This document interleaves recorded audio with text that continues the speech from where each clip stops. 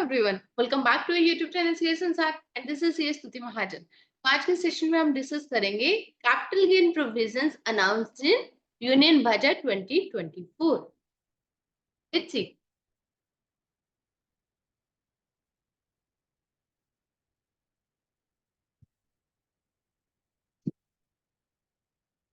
what are the new capital gains tax provisions announced in budget 2024। तो union budget के अंदर जो major changes हुए हैं कैपिटल गेन्स को लेके, तो इसको आज हम डिटेल में डिस्कस करने जा रहे हैं। तो सबसे पहले इसके अंदर कैपिटल गेन्स के लिए जो होल्डिंग पीरियड की डिटर्मिनेशन है वो चेंज की गई है।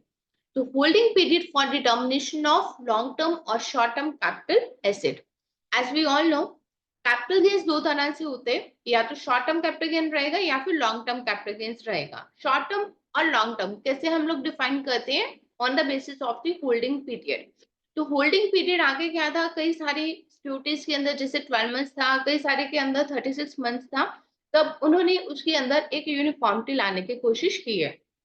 तो it is proposed that there will be only two holding periods 12 months and 24 months. तो अभी आज के लिए उन्होंने क्या कर दिया कि सिर्फ दो तरह की होल्डिंग रहेंगे, या तो 12 मंथ्स की या फिर 24 मंथ्स की, for determining whether the capital gains is a short term और लॉन्ग टर्म कैपिटल गेन्स। तो जितनी भी हमारे लिस्टेड सिक्योरिटीज है उस केस में होल्डिंग पीरियड जो है वो 12 मंथ्स किया गया। अगर वो 12 मंथ्स तक है होल्डिंग पीरियड तो उस केस में शॉर्ट टर्म कैपिटल गेन होगा, और अगर 12 मंथ से ज्यादा हो जाते तो उस केस में लॉन्ग टर्म कैपिटल गेन उसे कंसिडर किया जाएगा। और लिस्टेड सिक्योरिटीज के अलावा जो भी हमारे एसेट बचाते हैं, जैसे कि उसके अंदर अगर कोई प्रॉपर्टी है, गोल्ड है, बॉन्ड्स, डिबेंचर्स, तो उन सब के लिए होल्डिंग पीरियड जो है वो 24 मंथ से 24 मंथ से कम की अगर आप होल्डिंग करते हो तो उस केस में शॉर्ट टर्म कैपिटल गेन है, और अगर 24 मंथ से ज्यादा की आप होल्डिंग करते हो तो उस केस में लॉन्ग टर्म कैपिटल गेन रहेगा। अब अगर वही हम बात करें holding period bonds, debentures, gold etcetera, तो उसकी रिड्यूस हो गई 24 मंथ तक। पहले इस केस में क्या होता था, 3 इयर्स इनकी होल्डिंग पीरियड क्या थी, 36 मंथ से कम है तो शॉर्ट टर्म है, 36 मंथ से ज्यादा है तो लॉन्ग टर्म है। तो वहीं अगर हम बात करें अनलिस्टेड की या फिर बॉन्ड्स, डिबेंचर्स, गोल्ड, प्रॉपर्टी, तो उनके लिए ये फायदा हुआ है कि होल्डिंग पीरियड जो है वो 24 मंथ्स उस केस में कर दिया गया। तो आपको सिंपल सा एक क्राइटेरिया इसके अंदर ध्यान में रखना है, जितनी भी लिस्टेड सिक्योरिटीज है उसके लिए होल्डिंग पीरियड 12 मंथ्स है, और लिस्टेड सिक्योरिटीज के अलावा जो भी एसेट रहेंगे उसके लिए होल्डिंग पीरियड जो है वो है 24 मंथ्स। 12 मंथ से कम है तो शॉर्ट टर्म कैपिटल गेन है, 12 मंथ से ज्यादा है long term capital gain. Same case में अगर other than the listed securities 24 month से कम है तो शॉर्ट टर्म कैपिटल गेन, और 24 मंथ से ज्यादा है तो लॉन्ग टर्म कैपिटल गेन रहेगा। अब वही हम बात करते हैं रेट। तो इसके बाद इन्होंने किसके अंदर चेंज किया है, शॉर्ट टर्म कैपिटल गेन और लॉन्ग टर्म कैपिटल गेन के रेट के अंदर। Rate for tax on short term capital gains and long term capital gains. हमें पता है कि जब भी हम अपने आईटीआर फाइल करते हैं, अगर उस केस में हमारे पास कोई शॉर्ट टर्म कैपिटल गेन है या फिर लॉन्ग टर्म कैपिटल गेन से कोई आया टैक्स गेन्स आया है, तो उसके ऊपर जो टैक्स का रेट है वो अलग होता है और बाकी के ऊपर स्लैब वाला रेट चलता है। ठीक है, तो इस केस में इन्होंने क्या किया है, शॉर्ट टर्म कैपिटल गेन जो पहले था 15% उसे बढ़ा के 20% कर दिया है। और वहीं अगर हम बात करें लॉन्ग टर्म कैपिटल गेन्स की, तो लॉन्ग टर्म कैपिटल गेन्स के ऊपर जो रेट ऑफ टैक्स है उसके ऊपर उन्होंने 12.5% कर दिया। तो जिन सिक्योरिटीज के ऊपर लॉन्ग टर्म कैपिटल गेन्स का रेट था 10%, उसके कंपैरिजन में देखें तो टैक्स रेट जो है वो इंक्रीज हो गया। बट जिनके ऊपर लॉन्ग टर्म कैपिटल गेन्स जो 20% था उनके कंपैरिजन में देखें तो टैक्स का रेट जो है वो कम हो गया। बट आप उसे कम मत देखो कि जिनके केस में कम हुआ है तो इंडेक्सेशन का बेनिफिट भी उस केस में खत्म कर दो।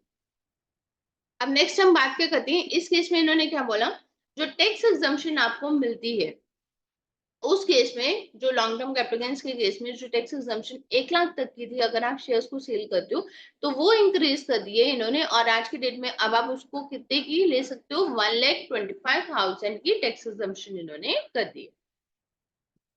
तो अगेन वही, अगर आपके लिस्टेड बॉन्ड्स एंड डिबेंचर्स हैं तो उस केस में भी रेट जो है रिड्यूस कर दिया लॉन्ग टर्म कैपिटल गेन्स का 12.5% विदाउट इंडेक्सेशन, जो कि पहले था 20% विदाउट इंडेक्सेशन। बेसिकली इन्होंने टैक्स रेट के अंदर यूनिफॉर्मिटी लाने की कोशिश की है इस बजट के अंदर। ठीक है, वो तो है ही कि गवर्नमेंट ने बजट के अंदर रेट्स इंक्रीज किए हैं ताकि गवर्नमेंट को टैक्स के थ्रू रेवेन्यू ज्यादा जनरेट हो, वो तो पर्पस हर बजट के अंदर रहता ही है। बट उसी के साथ साथ रेवेन्यू जनरेशन के साथ साथ गवर्नमेंट ने एक और चीज की है कि यूनिफॉर्मिटी लाने की कोशिश की है। शॉर्ट टर्म कैपिटल गेन है तो आपको कितना टैक्स देना पड़ेगा, जो पहले 15% था आज आपको 20% देना पड़ेगा। और अगर वही लॉन्ग टर्म कैपिटल गेन्स का टैक्स हो गया तो उस केस में आपको 12.5% पे करना पड़ेगा विदाउट इंडेक्सेशन। ठीक है, अब नेक्स्ट वही जो हमने अभी डिस्कस किया था कि इंडेक्सेशन का बेनिफिट रिमूव कर दिया। Removal of indexation benefit, third इन्होंने इसके अंदर ये चेंज किया है कि इंडेक्सेशन का बेनिफिट जो है वो खत्म कर दिया। With rationalization of rate to 12.5%, indexation available under second proviso to section 48 is proposed to be removed for calculation of any long-term capital gains which is presently available for property, gold and other unlisted assets. Basically क्या होता था, इससे long term से आप लोगों ने property hold की हुई है और उसको जब सेल किया जाता था तो उस केस में कैपिटल गेन्स टैक्स बनता ही नहीं था। क्यों? क्योंकि आप उसकी इंडेक्सेशन लगा देते हो। जैसे ही आपने लेटेस्ट सपोज किया, आपने अगर 2000 की प्रॉपर्टी ली हुई है, 2000 के अंदर प्रॉपर्टी कोई ली है, आज आप उसको सेल करने लगते हो तो आप क्या करोगे, पहले उसकी इंडेक्स वैल्यू निकाल दोगे। उसकी जो कॉस्ट ऑफ परचेज है, इंडेक्स कॉस्ट ऑफ परचेज आप निकालोगे। इंडेक्स कॉस्ट ऑफ परचेज कितनी हो जाती है, 3 टाइम्स उसकी आपकी इंक्रीज हो जाएगी। जब वो 3 टाइम्स इंक्रीज हो जाएगी तो आज की डेट में आप उसको जब सेल करोगे तो मैक्सिमम केसेस में क्या आते हैं कि आपका लॉन्ग टर्म कैपिटल लॉस ही वहां पे आएगा। ठीक है, इंडेक्सेशन की वजह से लोगों को ही बेनिफिट हो रहा था, गवर्नमेंट को टैक्स मिल ही नहीं था रहा।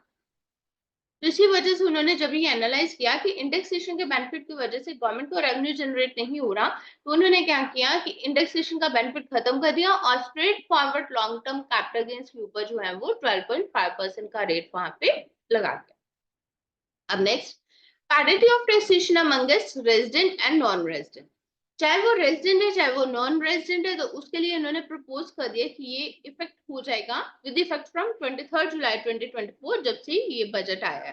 ठीक है, तो सेम वे में जो रेजिडेंट के ऊपर टैक्स लगेगा वही नॉन रेजिडेंट के केस में टैक्स लगेगा। तो इसके अंदर क्या है, हायर रेट्स जो है दोनों के लिए हायर रेट्स हैं।